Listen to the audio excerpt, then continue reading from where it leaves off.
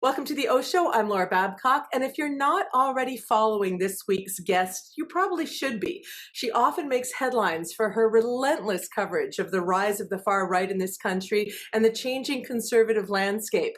And this past weekend in Hamilton was no exception. Before arriving in Hamilton this weekend, Caryma had tried unsuccessfully in two other Canadian cities to get in to see Pierre Poilievre, the federal Conservative Party leader.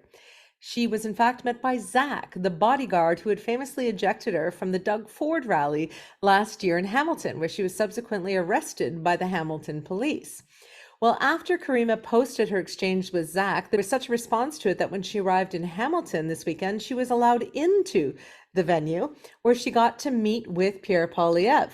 She also posted a video from inside the venue, a video that had music playing as part of the event, music that belongs to the Tragically Hip, prompting one of the band members to put out a tweet about how offended he was. Caryma, welcome back to the O Show. There is so much to talk to you about. So can you just walk us through a little bit about what happened this most recent time for you, for our viewers who haven't seen your videos? Sure. So kind of the Coles Notes version is on Thursday, whatever that day in March was. I attended a rally in Kitchener, or at least that was my plan. It was a Pierre Poilievre meet and greet in the daytime, so I didn't expect a massive turnout, and I thought maybe there'd be an opportunity to ask questions or at least watch him interact with people. And that was the initial return of the Zach. So I was not allowed to stay for that event. I actually got kicked out of the building entirely. And, I chalked it up to bad luck. I had previously attended a Poilievre rally in April of 2022. So I wasn't expecting to encounter that kind of resistance, but it is what it is. I tried again the following day in London to get into more of a community center space, more widely attended. So I thought that perhaps I could be under the radar and not have any issues. But I was singled out again by Zach, who had me removed. And then Stoney Creek was actually my point of success. So after kind of 2 days of conservatives really taking a beating online, and not just from people who wouldn't otherwise or normally agree with their policies, but their own constituents, their own followers, concerned about this trend of excluding me, where I really don't have a history of disruption, and I don't attend as a protester. So lots of people phoned in, wrote in on my behalf, and Stoney Creek was my point of success. Zach wasn't there, actually, which makes me wonder how much of this is a personal issue. And I was allowed to stay for the whole rally. It looked to me, just from a PR lens, Caryma, that Pierre Poilievre's team had seen the brouhaha on your social media, and they realized this doesn't look good. How can we be banging the drum of freedom and then have somebody like yourself, with no history of any kind of disruption, no violence, you're a lawyer, showing up on an invite and then kicking you out? So it looked to me like they signed somebody different to deal with the Caryma problem, if you will. Yeah, the optics are poor, given kind of the recent fiasco involving Christine Anderson as well, and her very blatantly Islamophobic comments, and Pierre's team meeting with her and then sort of disavowing through a third party her views, which itself alienated some of the support he otherwise receives from people within the freedom movement, right? So the whole thing was politically messy and sticky, and it didn't help that I was continually being kicked out for my Twitter views. That's the only explanation I've ever really been provided. And I can speculate as to why this issue has originally kind of what gave it life and shape. And maybe that's for another episode. But point is, enough people reached out that they had to do something differently. And as it turns out, I didn't cause a ruckus. The Tragically Hip thing happened, but that wasn't my doing. I just put out a video. Someone else recognized the song, tagged in the band member, and then it had legs of its own. So I I do not take responsibility for that. But so many people were watching your video, and the Hip song was playing in the background. One of the bandmates, and we'll show the tweets, took umbrage to their song being played at Pierre Poilievre's rally, and then the band backtracked and said, they didn't realize it was licensed through the venue, and that they just prefer the courtesy, I guess, of political rallies or whatever, indicating that they're playing their music. But of course, I've seen on that thread a lot of Hip fans who are conservatives or Pierre supporters saying, what, Hip, you're offside because you took a position. So the Hip's not out of this, I don't think. They're going to have to keep working on what all that was about. But back to you, I think it goes to the power, Caryma, of your voice, your social media voice, the fact that it would be alarming for the Hip to see it through your feed, and the fact that there were so many people, as you say, even supporters of Poilievre or maybe conservatives that are saying, wait, why are you treating her that way? In fact, you did a video when you showed up in Stoney Creek saying you were getting a warmer reception than you had in the past from some of the attendees who were out front of the building. So maybe Pierre Poilievre was in a big political mess, and we can talk, I certainly would like to, about three of his MPs meeting with a far-right leader from Germany. No doubt about it, that was a mess that he's trying to get out of. But I think it's more than that. I think it's about the fact that he recognizes, as a shrewd populist politician, that you also have an audience, and that you're becoming a little bit of a cult leader in the sense that people follow you and they want to see, oh my goodness, which rally is she showing up at this weekend, between your wrestling and showing up at all these, going places where people like me wouldn't want to go. I don't want to have weekends doing this stuff. So I think that he recognizes your voice, your power of your voice. So does that comfort you that Poilievre recognizes that you should have access, or does that concern you that he's just shrewd enough to really understand messaging and the current landscape in Canada? Well, just a point of clarification, the warmer reception that I received in Stoney Creek, that wasn't Pierre Poilievre's doing. Those were people who were there to protest him, actually.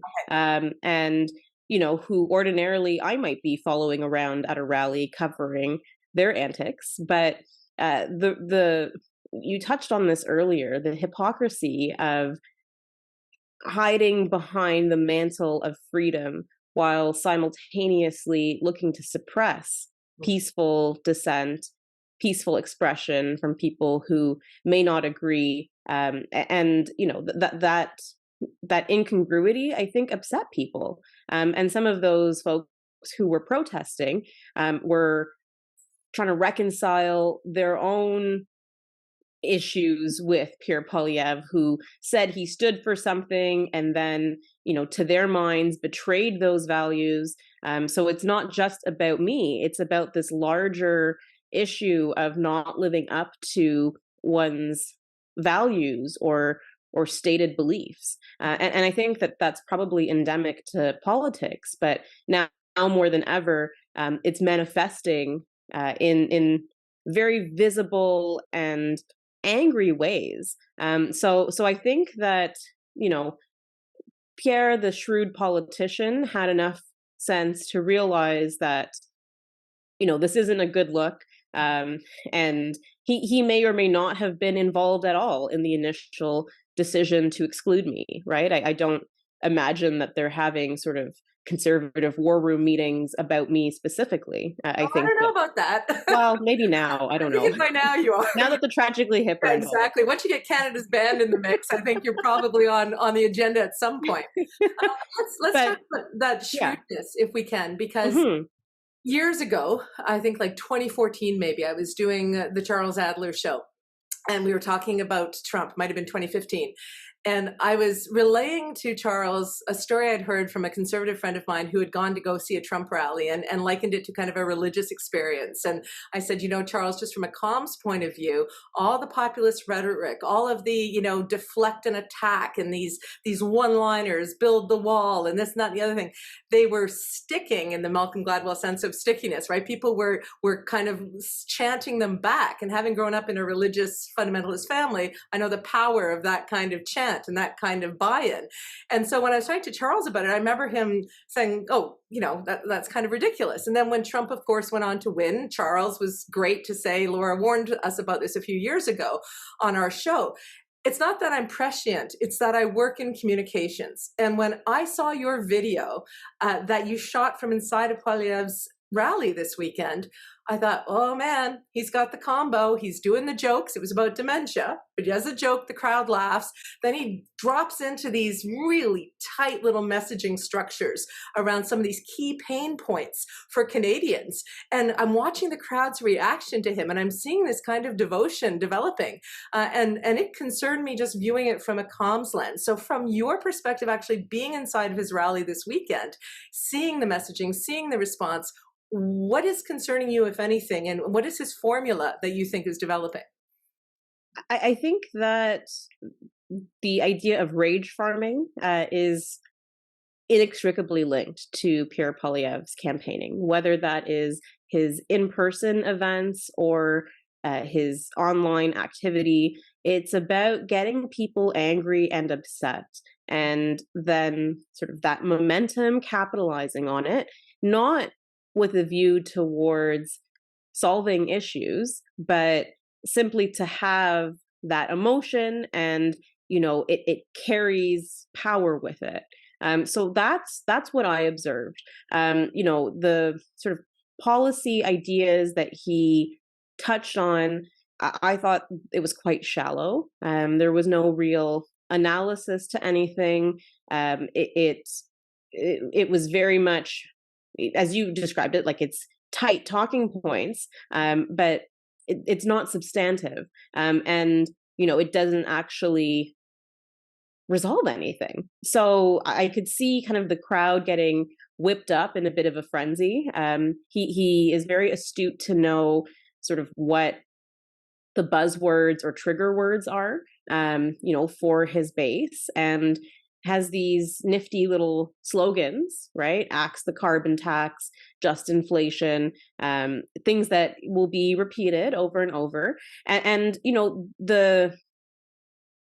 I don't know if frightening is the right word, but the points that he's actually hitting on, like the underlying issues, are real, right? So cost of food, cost of fuel, cost of living, affordable housing, healthcare, those are all real issues. And in some ways, it's almost like it's out of a playbook from kind of a party on the opposite side of the spectrum, right? Who is, well, I'm for the people and for the workers and for the renters, but the ideas behind it don't back that up, right? So the crowd, like the crowd's reception, it was kind of a rock star reception. Part of that was manufactured, in the sense that people were told kind of when he came in, well, he's going to be coming in through these doors, so we need people standing here, and you're going to be able to shake his hand. So, people who are interested in that went for it. I will assume that everyone was there kind of voluntarily, right? Like I don't have any reason to believe otherwise. And so that there was a bit of hype, right, in him coming out. And then he's very much like a wrestler, like in the way that he cuts his promos. And there are spots where, okay, now it's time to cheer, and the audience kind of gets it, right? Like, and they want to be part of that show. So that was my observation. Speaking with others who were there because they were critical of his recent decisions or just unsure about him overall, they weren't the ones yelling and hooting and hollering, but others were. And just another point on the setup, it was a very limited amount of chairs, kind of designed to be almost like a standing room only, and he's on the stage and then speaking to the masses. So it's very deliberate in the way that it was set up. Well, as a person who's done a lot of events, I applaud the stagecraft. He knows what he's doing. His team knows what they're doing. The room looked packed. When you have people on their feet instead of sitting in chairs, they look energized. It reminds me of sort of the most successful video I ever saw Trudeau put out was in the last days of the Sunshine and Happy Ways campaign or whatever, a ways back, when he had that packed rally, and and you could feel that kind of energy. To be able to capture that energy in these winter days, years out from a potential federal election, I think that Pierre is lapping slapping Trudeau on comms. Whatever Trudeau can get going when he's at the Ukraine rally or something, or just before an election in those last days, he can do it. But can he sustain it with the rise of Pierre Poilievre? Does he have the energy for it? I haven't seen evidence of that, but I'm wondering what your take is, sort of looking at it from that level. I think that there's probably fatigue within Trudeau's camp, and then also in the general population about him. And that's not entirely his fault. He's been up against a concerted, ongoing, relentless smear campaign, right? And that's, the convoy in very large part, I think, was an anti-Trudeau rally. And so that's hard to fight against. But at the same time, there are things that, or policies rather, that do a disservice. And I think that the Liberals have been in power for so long and gotten very comfortable and accustomed to having sort of this iron fist, even in the context of a minority government. But, the relationships between sort of government and the populace are strained. And I think there are people who still to this day feel maligned because their dissenting views were sort of tossed into a pot with people who have abhorrent views, and everyone then is tarnished in the same way. And that's been a sort of consistent part of my messaging at these freedom rallies, where, okay, there are very concerning, sort of nefarious themes that I see, but also just ordinary people who want to have a voice. And when we lump everyone in together, even if we have kind of proximity or the idea that your presence there implies endorsement, and so of course we're going to cast you the same way, well, that I don't think is conducive to healthy discourse as a society. So I think that with all of that in the background, and Pierre Poilievre, he doesn't have to do the hard work of sort of thinking or governing, right? He just needs to be able to tap into this reserve of frustration, and he's very effective at doing that. So I think in that sense, yes, there are reasons to sort of be concerned. I also think that Poilievre's biggest downfall is the fact that he's very palpably disingenuous, and it reeks.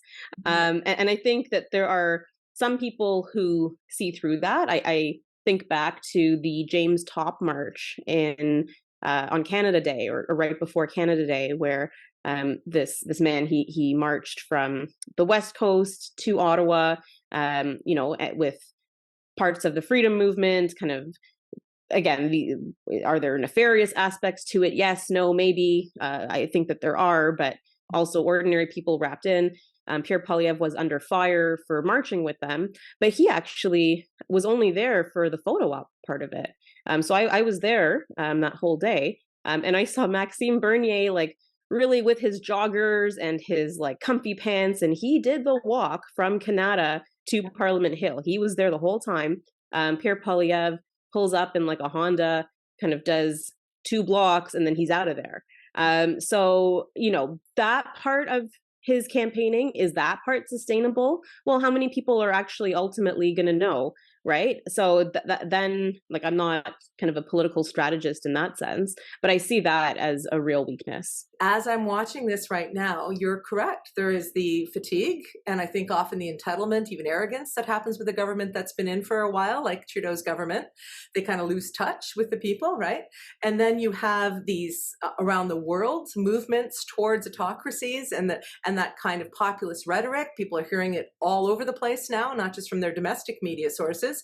And then you've got what is really needed to fuel populism, which is fear, to cause that conflagration where people are feeling like their issues are being seen for the first time, and they'll rally behind whoever sounds like they get them. I mean, we have inflation, and we have a growing disparity in our economy. We have people living rough on our streets, 18,000 in Toronto and 1,600 in Hamilton. That's unconscionable in Canada, that we have people living in such terrible poverty. We have questions around immigration and border issues, as we've seen in Quebec in the last couple of weeks. And then you've got, the jerry can of all fuel, which is the pandemic, where people were told to take vaccines if they were going to keep their jobs, where people had fear for their lives and lost loved ones.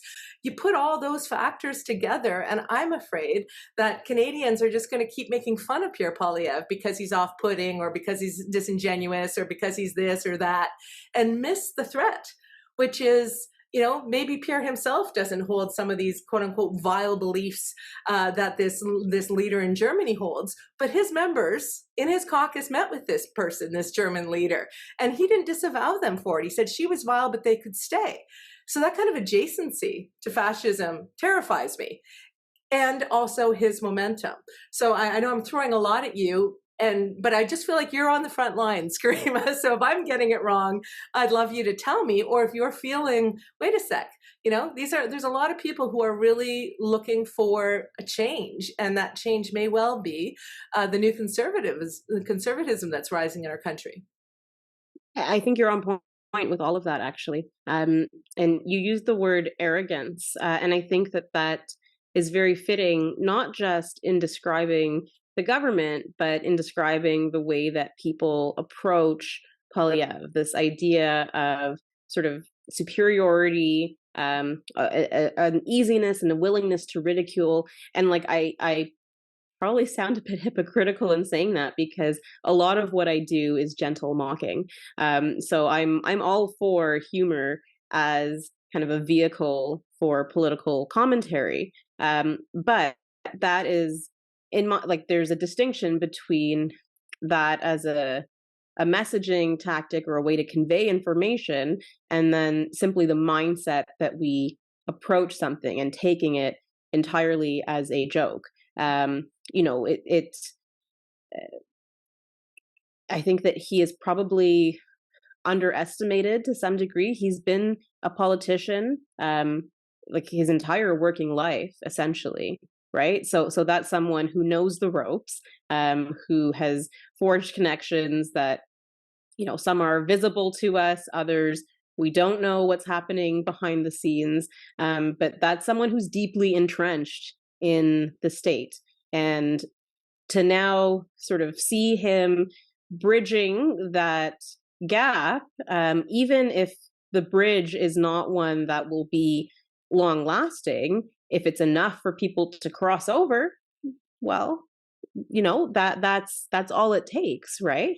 So I think that they're not to be fear mongering about it, and I think that the solution to this is better politics from the other parties, and not kind of falling into this trap or this race to the bottom of, well, pointing back and what about you and what about this and gotcha moments, because Poilievre's support base doesn't care about those gotcha moments. They don't care. So who is the audience really? And, simultaneously, are there people from your own camp who are being pushed away, and why? Right. So I think that that's where the real sort of work and tension lies. And, he will continue to sort of grow unfettered as everyone else is figuring out how to tie their shoes. That's a great way of putting it. If I'd looked carefully at your video, I might have known people, even friends and family in that crowd in Stoney Creek. And certainly I would have cheered for the messaging that he was putting out in that little clip. I mean, I didn't like the dementia joke, but identifying the cost of food, yes. All the frustrations that he raises, all those pain points, I can clearly identify with. What, as I mentioned, I'm concerned about is what are his policy solutions? I mean, if you look at Donald Trump, he managed to become elected president without, for the first time ever, his party, the Republican Party, even having a platform. It was purely cult of personality, purely I'm behind this guy, and whatever he does, he does. And that concerns me, because that's not the way that our democracies are supposed to function. So Poilievre has a lot of time ahead of him to craft what his policies may or may not be, or to continue to run on these kind of prose or on these this poetry of politic and populism, and that might well get him all the way to Sussex Drive. I think it's important that we see the situation for what it is clearly. And whether Trudeau or Jagmeet or another leader for the Liberal Party or the NDP can present some sort of a challenge to that movement, I just don't want us disregarding it, like being this kind of elite that says, oh, because it's not our way of talking or politicking. Is there anything else that you think your audience or our audience should be paying attention to?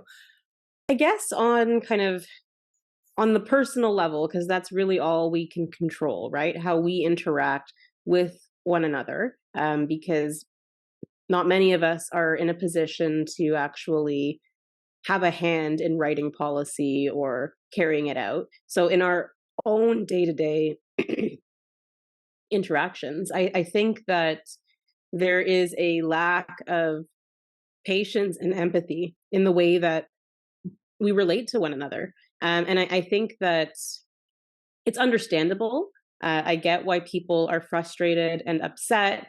And if you don't get it by now, you'll never get it. So that's that.